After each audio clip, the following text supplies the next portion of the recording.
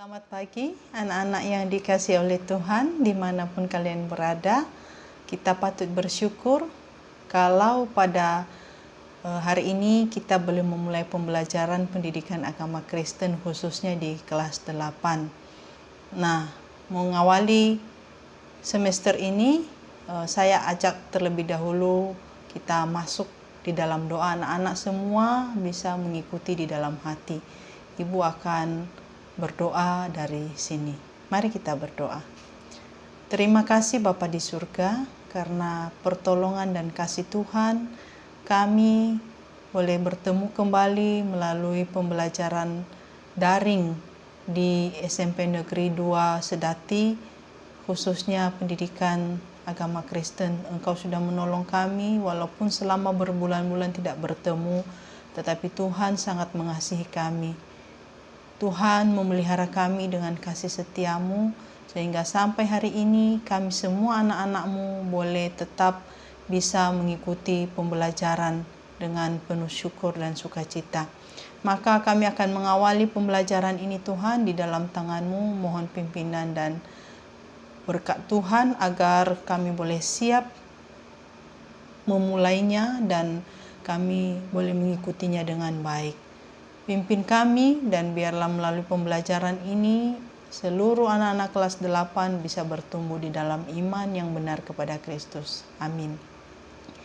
Anak-anak yang dikasihi oleh Tuhan, mengawali awal semester ganjil ini khususnya di kelas 8 kita akan belajar atau kalian akan belajar tentang tema yaitu hidup beriman.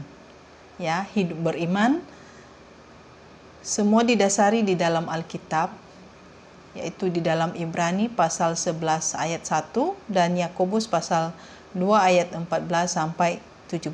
Nanti kita akan melihat dan membacanya dalam penjelasan-penjelasan.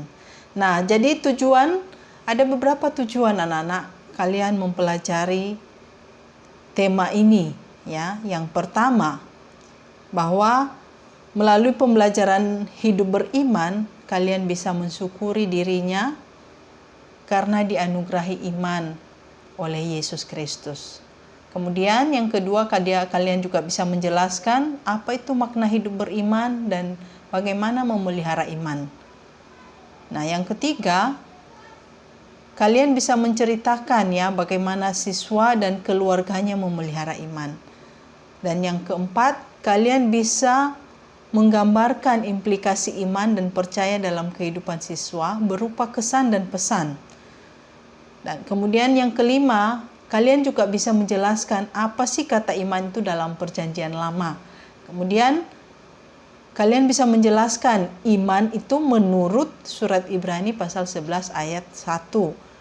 Dan yang ketujuh, kalian bisa memahami aspek iman yang tidak dapat dipisahkan dari percaya. Dan yang terakhir, tujuan dari pembelajaran hari ini yaitu kalian bisa menyebutkan ciri-ciri orang yang memelihara iman. Nah, kita akan cari tahu apa arti daripada kata iman, ya. Kata iman dalam Perjanjian Lama atau PL artinya berpegang teguh. Nah, jadi beriman itu dalam Perjanjian Lama memiliki arti yaitu berpegang teguh pada satu keyakinan yang dimiliki akan suatu hal, karena hal itu dapat dipercaya dan diandalkan.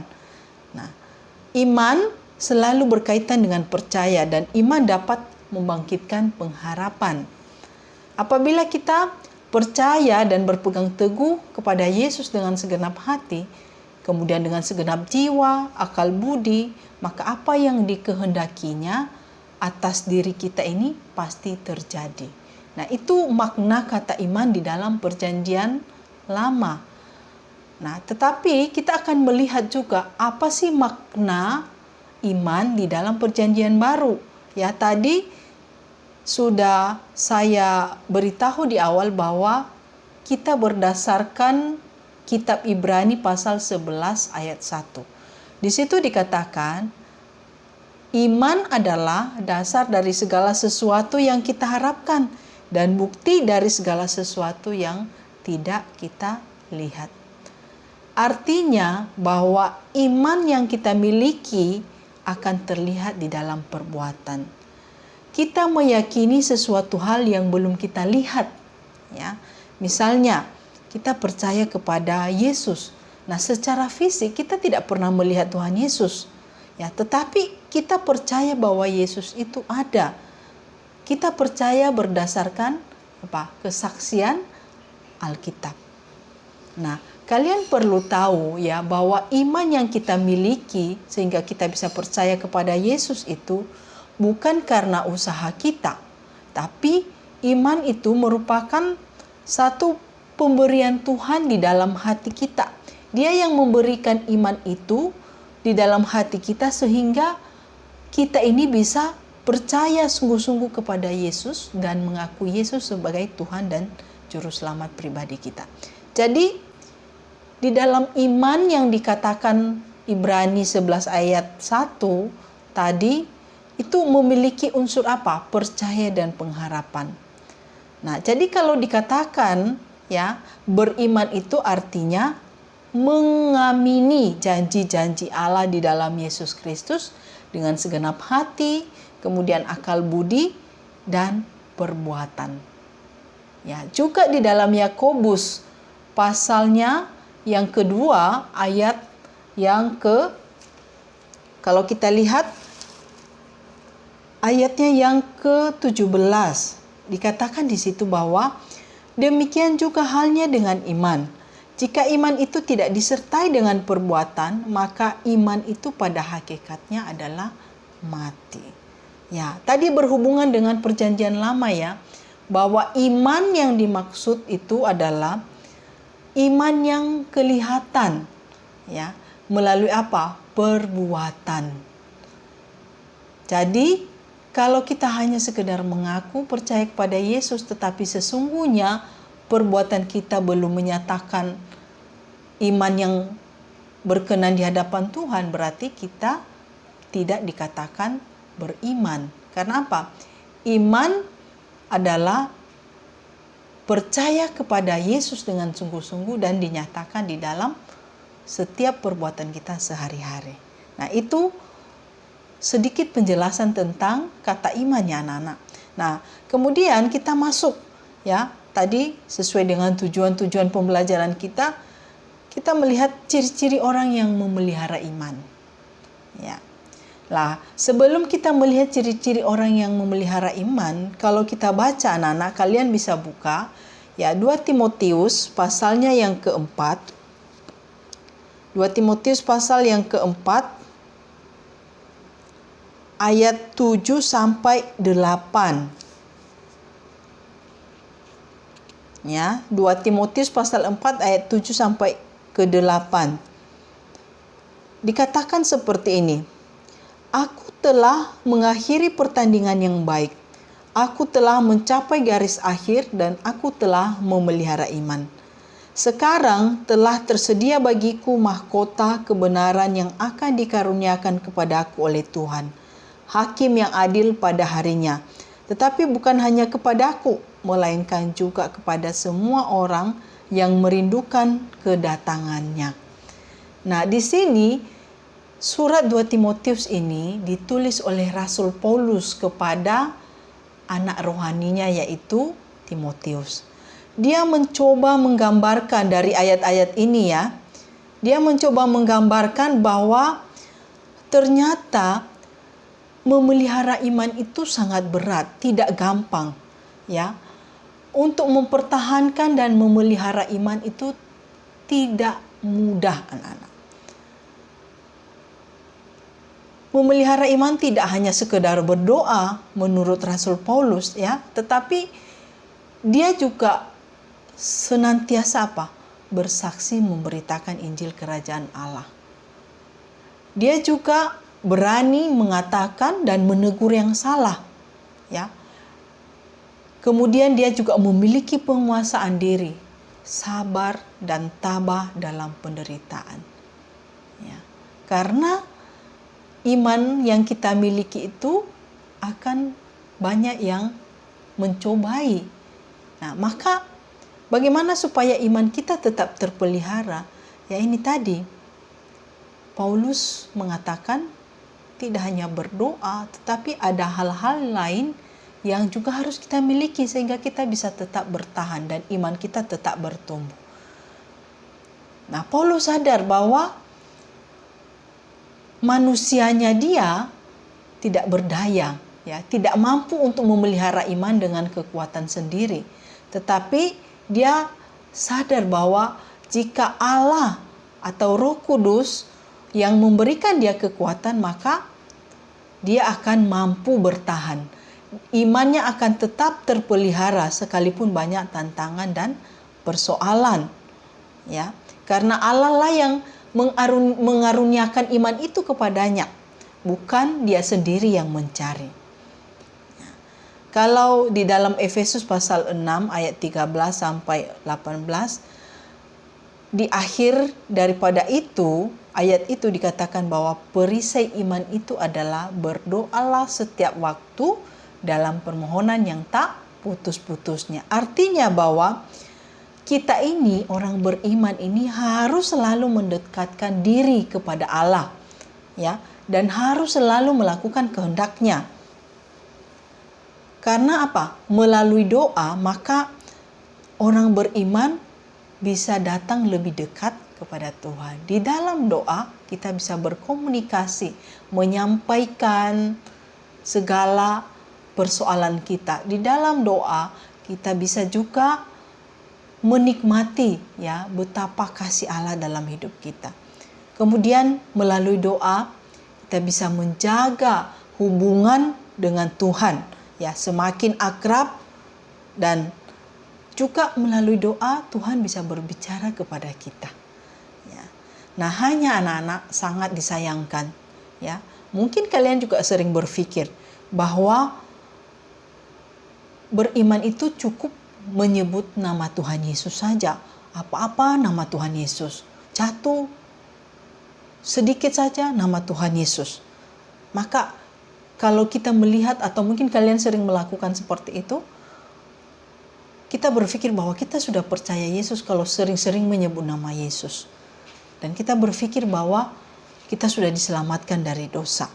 Ya, padahal kalau kita lihat di dalam Matius pasal 7 ayat 21, ya, kita akan baca bersama-sama. Matius 7 ayat 21 dikatakan di situ, ya, Yesus berkata kepada orang-orang yang diajarinya pada saat itu bahwa bukan setiap orang yang berseru kepadaku Tuhan, Tuhan akan masuk ke dalam kerajaan surga, melainkan dia yang melakukan kehendak Bapakku yang di surga. Maksudnya apa, anak-anak? Ya, Yesus menegaskan bahwa bukan orang yang hanya mengaku di mulut saja bahwa aku percaya Yesus yang bisa menikmati keselamatan atau bisa masuk di dalam kerajaan Allah. Tetapi justru orang yang bisa menikmati surga atau keselamatan itu adalah orang yang melakukan kehendak Tuhan di dalam Alkitab, dalam kehidupannya sehari-hari. Nah, ini tadi, ya, berhubungan dengan Yakobus pasal 2 ayat 17. Ya, jadi iman itu harus dinyatakan dalam perbuatan, bukan hanya sekedar ngomong di mulut, mengaku di mulut, ya, tetapi nyata dalam kehidupan sehari-hari. Nah, sehingga sifat iman kita ini bukan sifat iman yang pasif. Pokoknya aku percaya saja. Pokoknya aku berserah saja. Tidak, tetapi justru di sini sifat dari iman kita adalah aktif. Percaya kepada Yesus yang tidak pernah kita lihat, tetapi percaya itu dinyatakan dengan apa? Melakukan semua kehendak Tuhan yang tertulis dalam Alkitab di dalam kehidupan kita sehari-hari. Ya, jadi sudah jelas ya anak-anak. Ya, iman itu seperti apa? Hidup beriman itu seperti apa? Nah, kita akan melihat ada beberapa ciri-ciri orang yang memelihara iman. Ya, yang pertama, bijaksana di dalam menempatkan diri di tengah krisis yang sedang dihadapi. Ada contoh di dalam Alkitab, yaitu Sadrak, Mesak, dan Abednego. Ya, ketika mereka ditawarkan makanan raja, ya, makanan raja itu pasti mewah-mewah, enak-enak. Tapi pada saat itu di Babel, ya, sebelum raja dikasih makan biasanya dipersembahkan kepada berhala, didoakan terlebih dahulu kepada berhala. Maka Sadrak, Mesak, dan Abednego ini tahu bahwa itu adalah hal yang salah. Maka sekalipun enak, menggiurkan, dan sangat nikmat sekali, mereka tidak mau, ya, tergiur sedikit pun untuk menikmati makanan itu, ya, karena mereka tahu itu tidak benar. Ya, kemudian tetap menghormati norma sosial. Ya, ada contoh juga, ya, masih contohnya yaitu Daniel. Ya, waktu dia sampai di Babel, maka namanya diganti, ya, sesuai dengan kebiasaan orang-orang yang ada di Babel. Maka tidak keberatan bagi Daniel. Artinya dia bisa tetap menempatkan diri di dalam aturan-aturan masyarakat yang ada. Nah, sekarang di zaman ini kan di setiap lingkungan kalian, di setiap tempat tinggal kalian pasti ada aturan-aturan yang diberlakukan oleh pimpinan di situ, RT RW. Maka orang yang memelihara iman itu akan dinyatakan dengan apa? Tetap menghormati, ya, dan melakukan aturan-aturan yang sudah dibuat bersama. Kemudian yang ketiga, mau menerima keterbatasannya sebagai manusia. Tidak ada seorang pun manusia yang sempurna. Apalagi di usia-usia remaja. Mungkin terjadi perubahan-perubahan fisik. Kalau cewek-cewek biasanya akan muncul jerawat, ya.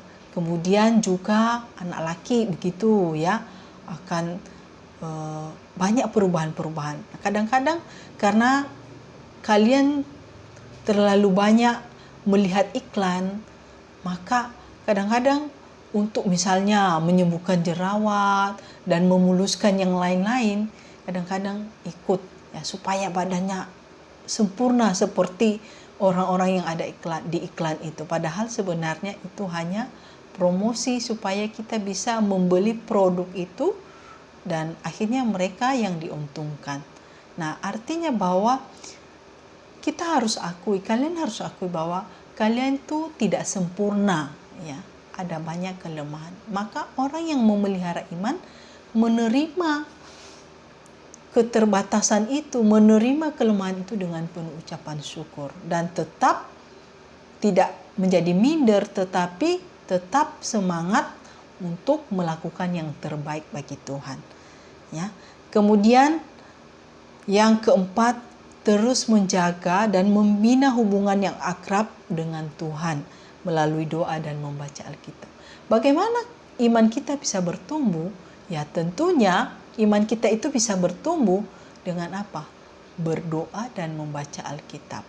Itu adalah makanan rohani kita. Kalau setiap hari kita harus makan untuk badan kita supaya sehat, maka rohani pun harus dikasih makanan, yaitu melalui apa? Doa dan membaca firman Tuhan.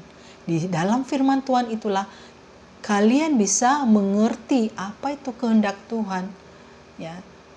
Kalian bisa memahami bagaimana melakukan kehendak Tuhan. Maka perlu menjaga hubungan yang akrab dengan Tuhan. Kemudian tetap setia kepada Tuhan Yesus apapun keberadaannya. Nah, kadang-kadang kita melihat ada banyak orang bahwa ketika mengikut Yesus maka ada banyak penderitaan, sehingga banyak orang yang tergiur, ya, banyak orang yang tergiur untuk meninggalkan Tuhan Yesus, ya. Karena di sana, di luar Tuhan Yesus itu banyak hal yang nikmat. Tetapi ingat anak-anak, benar kita boleh menikmati segala kepuasan apapun di luar Tuhan Yesus, tetapi ingat bahwa akhir dari itu semua adalah apa? Maut, ya. Neraka sudah menanti. Tetapi mengikut Yesus memang ada banyak ujian, ada banyak tantangan, ada banyak masalah. Tetapi orang yang bertahan sampai akhir, Alkitab katakan apa? Bahwa kita akan menerima mahkota kemuliaan yang diberikan oleh Tuhan Yesus sendiri.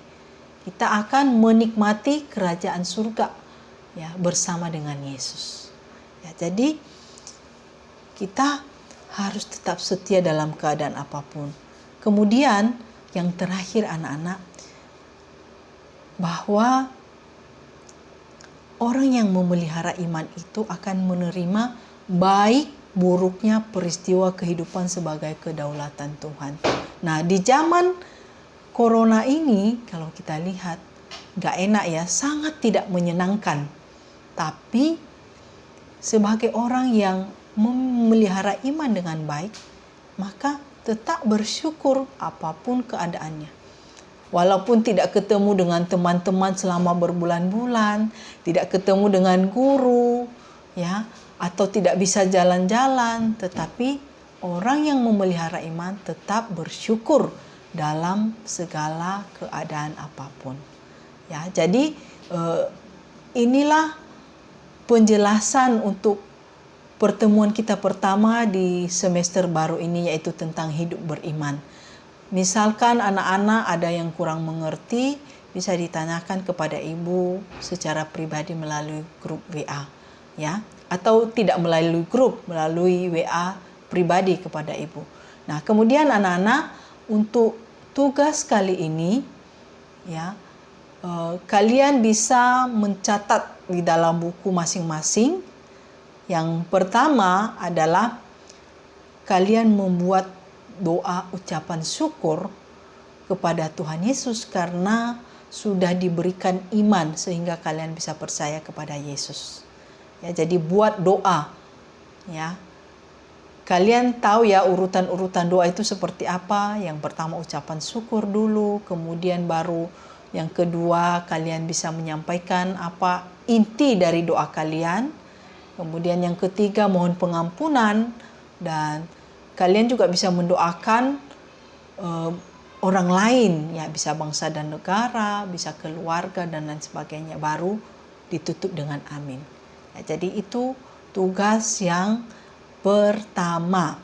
Nah, yang kedua anak-anak, ibu minta kalian bisa menuliskan kesaksian kalian ya selama corona ini. Apa yang kalian rasakan tentang kasih Tuhan selama masa pandemi ini. Tolong dituliskan ya. Kiranya nanti kesaksian kalian pun bisa menjadi berkat bagi orang lain ya. Jadi itu dituliskan saja di dalam catatan, kemudian kalian bisa WA ya kepada ibu, atau saya kirim melalui tugas kelas di classroom. Kalian bisa kirim balik di dalam situ. Ya, jadi demikian saja anak-anak. Kiranya kalian tetap semangat dan bertumbuh di dalam iman yang benar kepada Kristus. Tuhan Yesus memberkati. Mari kita kembali masuk di dalam doa. Mari kita berdoa. Bapa di dalam surga, terima kasih karena Engkau sudah memperdengarkan kepada kami pada hari ini hidup beriman yang Engkau inginkan seperti apa. Tolonglah kami semua, biarlah Tuhan memberikan kami kekuatan untuk tetap bertahan dan tetap bersyukur dalam segala apapun. Biarlah ya Tuhan, dengan kekuatan Roh Kudus kami pun bisa bertumbuh di dalam iman yang benar kepada Kristus. Apapun peristiwa yang sedang kami alami saat ini, kiranya oleh berkat daripada Yesus sendiri, kami tetap ada dalam perlindungan-Mu. Terpujilah nama-Mu Bapa. Jikalau ada hal-hal yang tidak berkenan di hadapan-Mu selama kami mengikuti pembelajaran ini, kami mohon pengampunan. Di dalam nama Tuhan Yesus kami berdoa dan mengucap syukur. Amin. Selamat pagi anak-anak, Tuhan Yesus memberkati kalian semua.